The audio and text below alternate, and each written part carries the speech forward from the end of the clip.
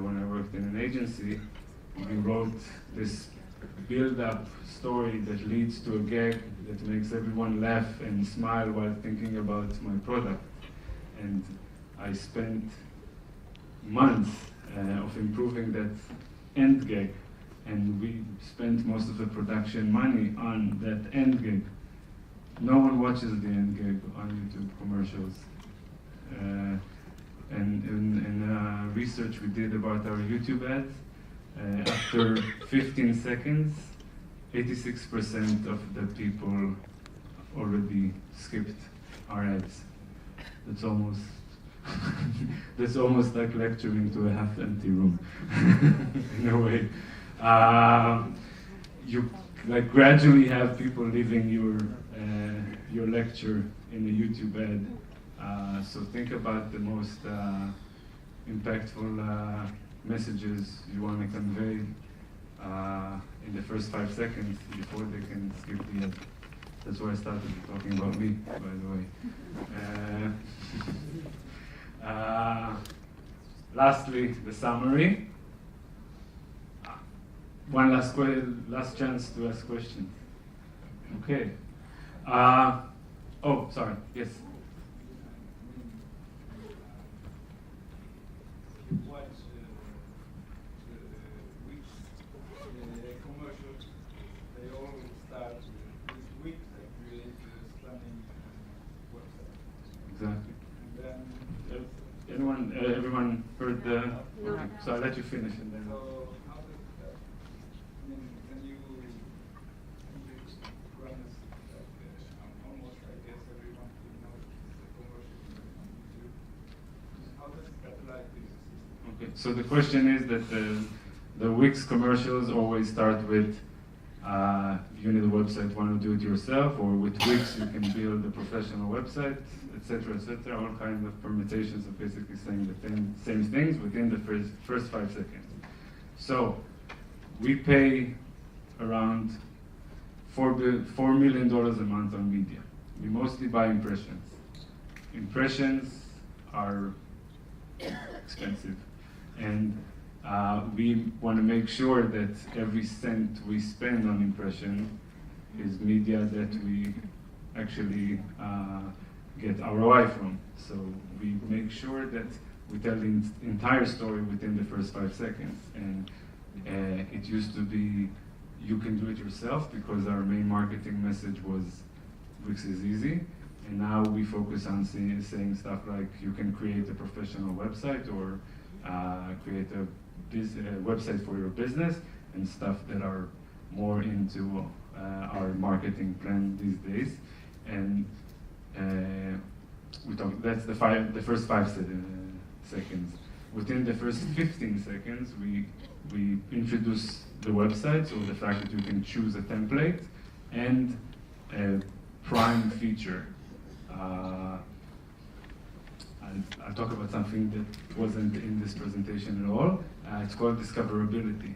Since Wix is a product that has an endless amount of new products and new features on a monthly basis, we use the audience that's still in the room or still watches the ad, and we highlight the key features of that period of time. So for instance, now we introduced Wix Chat, and make sure that within our Wix ads, people are exposed to it, and we see that people actually watch that commercial, and some of them go and install Wix Chat on their sites.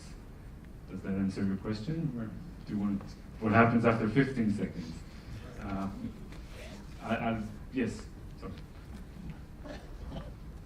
Is all your marketing in videos, or do you still do PDFs, blogs, interactive? All my marketing is in video, but Wix does, like, there's 250 different people at the Wix marketing team doing 250 completely different things, and it's like our CMO is basically a dispatcher that sends people to do all sorts of things. If it works, more people join them, and it becomes a new department in some cases. Yes? Can you explain a bit how you effectiveness of those videos? Oh, that's a very good question. It has nothing to do with my presentation, but it's a very good question. The question was, can you explain how we measure the effectiveness of our ads? So I'll start with my previous life in advertising. We used to buy media, and we knew that we pay a certain amount and get a certain amount of impressions and views, and that was the deal, and everyone was happy, and we showed people our commercial, and that was the end of the agreement. Google were richer, the media cut that we got made us richer too, and that was the old school process for media buying. Wix was the first company, and I'm not just saying it because Wix is great. Wix is actually the first company that used YouTube as a DR platform.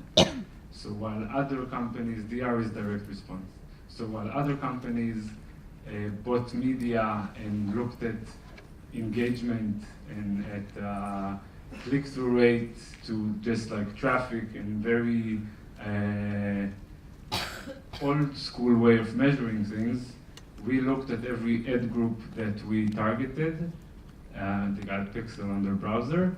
We gave them an amount of time that we defined for going to Wix and becoming a user. And then within that, we call it a cohort, within that amount of people, every 1,000 people, we tested how many of them converted or upgraded to a premium plan. And a month later, we realized whether this ad group or whether this keyword is good for us, and that's how we invested the next month's budget, and gradually the time frame turned shorter and shorter just to see the trend, and that's how we buy media. It's called CPA, cost per acquisition, and that's our guide for media buying. But I'm a content person, so I wasn't supposed to talk. In terms of the videos, so how you measure the effectiveness of the videos? So the basic rule is just, for user acquisition videos, the effectiveness, and it works like a charm. We tell the whole story within the first 5 seconds, and then we don't care about the effectiveness of the 61 seconds to go. The difference between an impression and a view is when a viewer watches more than half of the video. So we tend to do longer videos, not because we want people to watch the whole minute. It's great if they do, but it's also not to be charged for a view. That's, I'm guessing, an Israeli way of doing things. In the product, back to the product that you're saying you use the product as a protagonist. So what, it changes the story of how it came to be. It started like this, it goes to there. So, for instance, a guy that built a website for his brewery, instead of showing the guy and talking about him, I show the website and talk about the story through the website. And in most cases, the fact that instead of talking about Dan that created this website, once you just talk about, this is a website for a brewery, he uses these features, he attracts, he has a booking system for touring the brewery, it makes a story that's as engaging without hiring an actor to be Dan. Like it's cost effective and it's also very effective. How much time do I have? Yes. So you guys have like the very classic Wix video, which is like you need a website, Wix gives you. You need a website, Wix. Yeah. Is that kind of like goes through a lot of previous iterations? Do you recommend that, or is that just something that in like practical video you kind of just started with the biggest benefit, or simplest message? So that ties to this guy's question. Optimizing budget is a lot easier than optimizing content. And keep it in mind whenever people are saying that things don't perform the way they should. It's more about the budget and investing it in the right places. You need a website, why not do it yourself? It's a pretty basic marketing message. Like, you don't need to be a genius to come up with it. And we just kept pumping that message where we saw it was effective.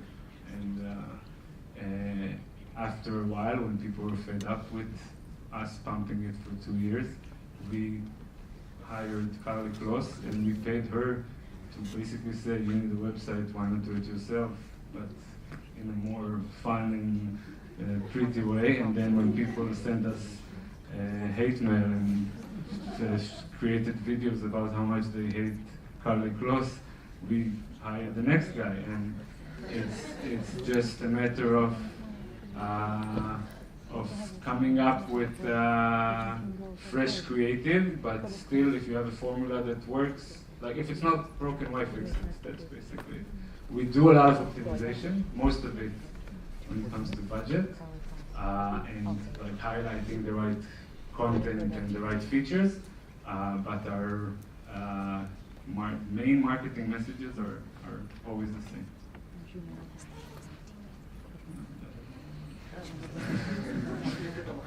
But they need it. So, my summary, be creative. It's very simple to say, but it's like just tying to your question. I'm not saying that we should just optimize the media and stop being creative. Be creative with everything you do. The media people will be creative with the media too. Think logically. It's not common practice. So do it. I think I used the word do it, or the words do it too many times. I suggest you do it. It's just my suggestions. Ask questions. A brief is not from the Bible. A brief is just something that someone wrote, and he tried to write it as briefly as he can. So the more questions you ask, the better the brief is. Understand funnels, pretty basic, and have fun. Thank you.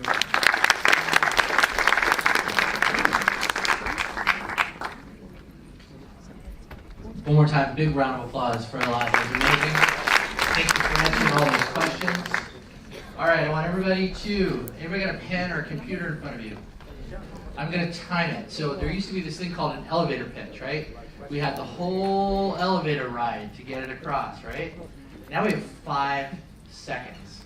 So while it's still fresh in your head, challenge yourself right now. Piece of paper, computer in front of you, thumbs, whatever it takes. How would you get your message across to one or all of your customers in 5 seconds? I'll count slowly. 1 Mississippi.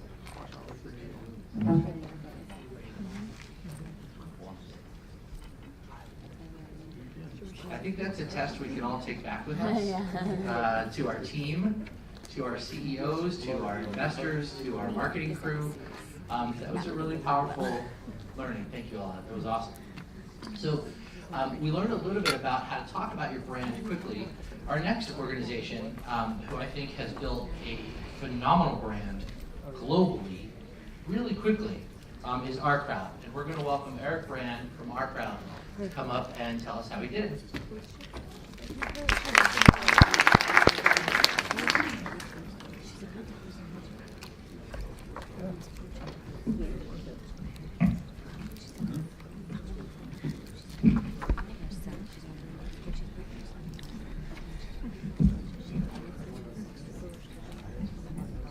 Good afternoon. I'm Eric Brand, Director of Corporate Marketing at Our Crowd. Our Crowd is a global investment platform which brings venture capital opportunities to accredited investors worldwide. A lot of what I'm going to say today is going to sound very obvious, but sometimes it's important to talk about the obvious. It can be misunderstood, it can be disregarded. A lot of people are newbies, they don't really get it. A lot of entrepreneurs are very good at what they do, but not good at talking about what they do. It's important to review the fundamentals. And we're talking about understanding what you do and understanding how to talk about it. So in that regard, I want to take a look at a couple of videos. My name is Jacob Wilkerson. I am CEO and founder of Aware, and our product is called Cufflink. 3 things I want to note about our team. The first one is that we were first movers on the iPhone, and we saw a huge benefit from this. So now we are trying to be first movers on the Apple Watch. The second one is that our prior company, OpenFaint, grew to 75 million users in 3 years before it was acquired for $104 million.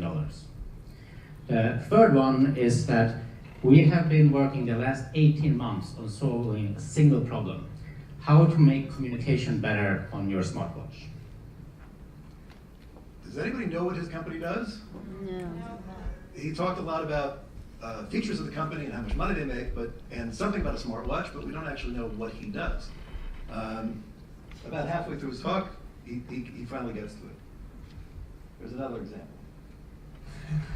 Thank you. So, Jump makes a shared electric bike for short point-to-point trips in cities. We were actually the first company to create dockless bike share technology. Okay, I think he makes, does electric bike sharing. Pretty clear. He did it under 16 seconds. I'm not saying there's a direct connection, but a few months later, Jump was bought by Uber for $200 million. The other company, it's been 3 years. You can search the internet, you can't find anything on it. So it's important to be able to articulate what it is that you do. What does your company do? To do that, you need to build a brand identity. So what does that mean?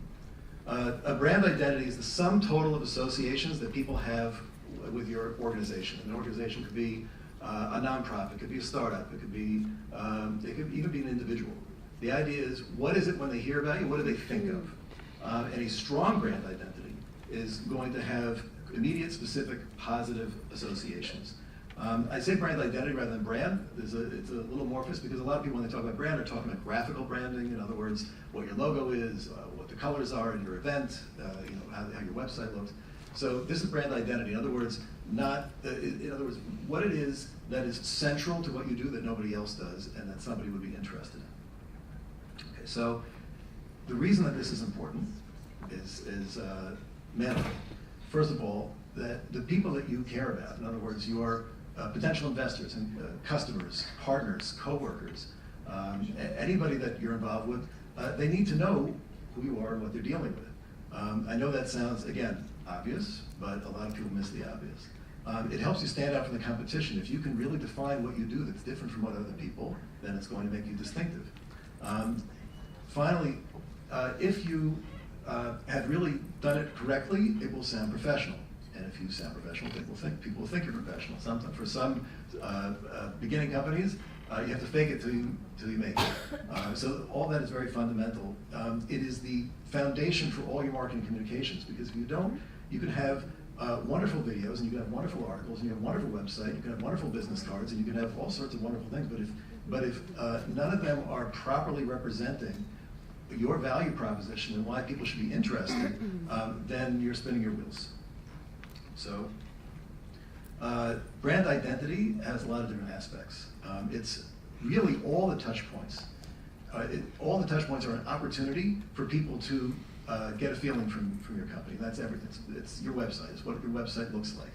It's all the marketing communications you put out, your logo, your business cards, speeches.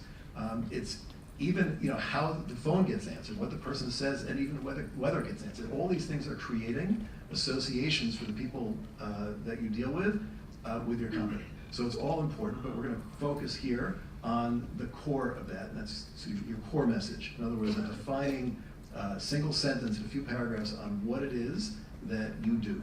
And that, off of that, you build your marketing communications. So here's I'll give you some examples. You can decide if this is a good, bad, or ugly one. That Lorette is an innovative startup engineering company founded in April 2017, which was just about et cetera, et cetera. It's the resident of the Skolkovo Innovation Center. I think we can all agree we don't know what this company does.